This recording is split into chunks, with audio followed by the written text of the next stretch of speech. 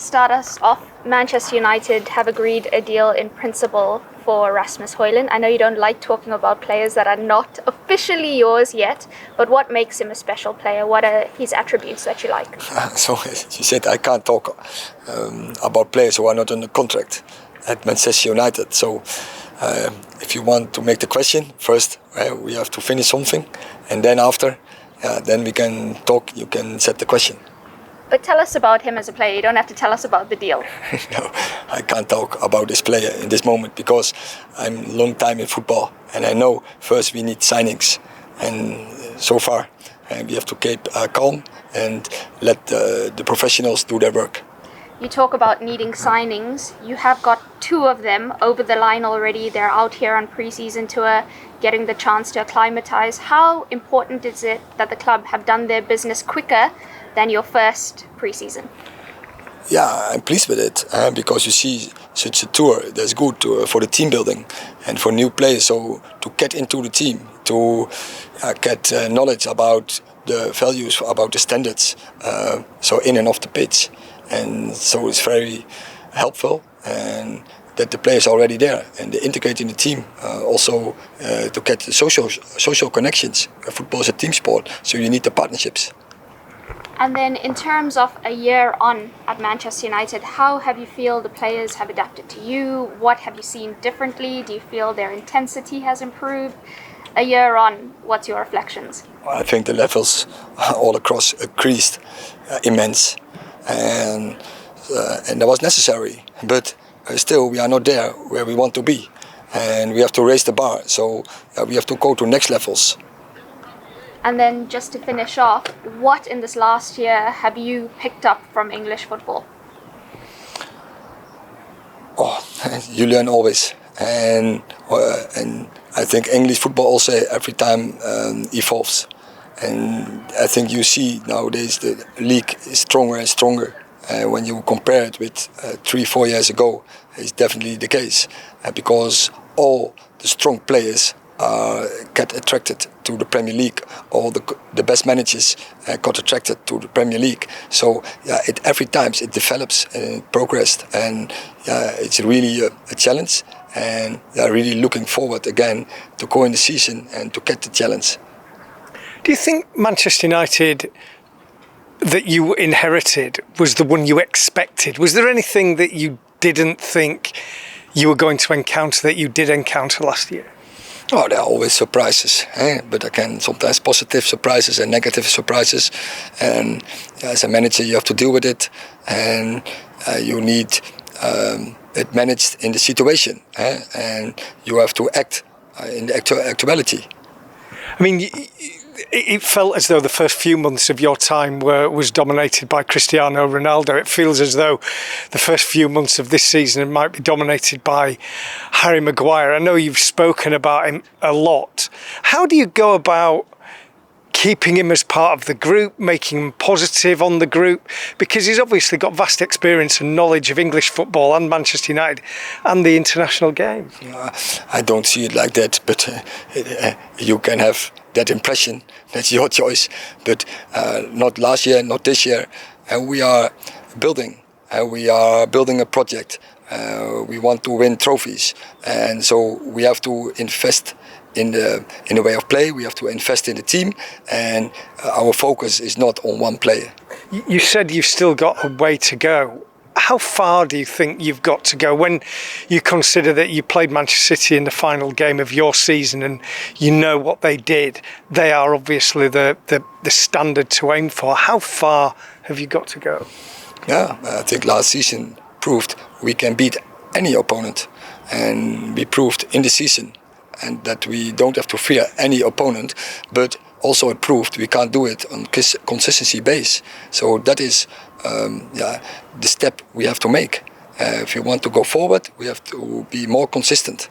And can I just ask you one more? And it's been a big issue for football over the summer, has been the investment that's come into the game from Saudi Arabia and the number of players and the type of players that have gone to play in the Pro League there. Do you think that is a problem for English football in terms of the players? Is it a problem for clubs in terms of negotiating deals? What kind of change will that make to the dynamic of the European game? I think in Europe has an effect because there are some money is over there and it will attract players. But I don't see it in this moment as a problem for the Premier League, because the Premier League, that is the league where the big players want to play, and that is not in competition with a league like America or Saudi Arabia. Erik, I think most of us are surprised that there hasn't been some kind of resolution with the ownership at this point. Has it been disruptive at all in pre-season, and do you expect any resolution soon? I focus on my job, and that is to improve the team. So yeah, I have to do my work to sign the players, and I have to work on the way of play, and that is my focus area, and that's what I've done. So I don't get distracted from any of strategic review. That's what others in the club, they will deal with it, and we have a good information line.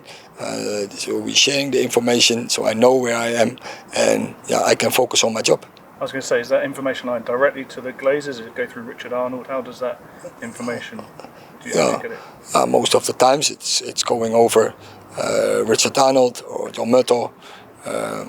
But sometimes also we have direct contact, as you have seen in New York. When you reflect on your first season in English football, it seemed you very frequently kept with the same side in all competitions, or very similar sides.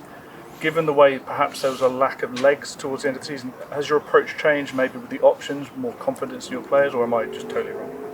No, but I think no one played so many games as we, and then in the end you get fatigue, but also in that area we can improve when we do in that performance area, like with food, nutrition, the sleep, the recovery. We can improve, and across the season already we worked on it, and in the pre-season we integrate some measures to be better in that area, and then we hope, and not only hope, but also we think that we can better recover between the games. But be fair, our physical levels were high, and our recoveries between the games was good. But as you play so many games, and don't forget all the players for us playing for their nations as well. There were, in the end, every player has their limits, and I think in the end some players were on their limits, and there was also in some results you could see it back. There's been so much talk and excitement about the way Andre Onana will come in and potentially change his style of play. Will it be that much different to last season?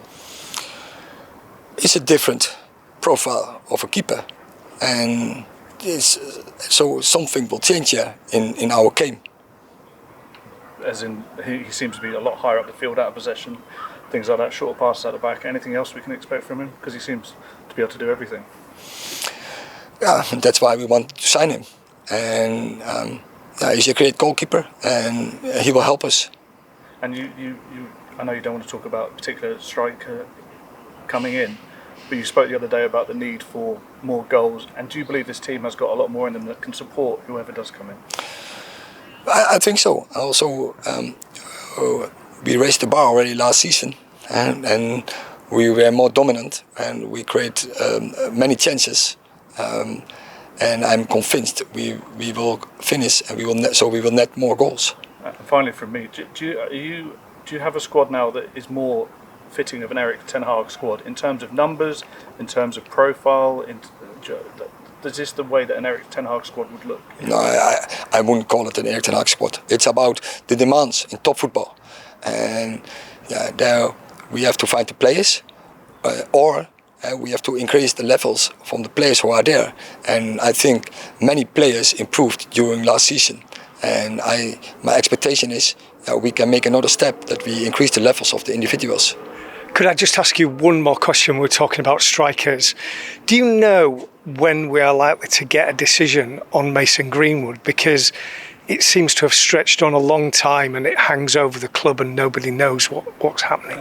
But I explained in New York, and I don't think I have to reply again on that question. You don't know when we're going to get a decision? No, but I Simon, I answered this question, but I can't every time answer the same question. Okay. I'm very disappointed.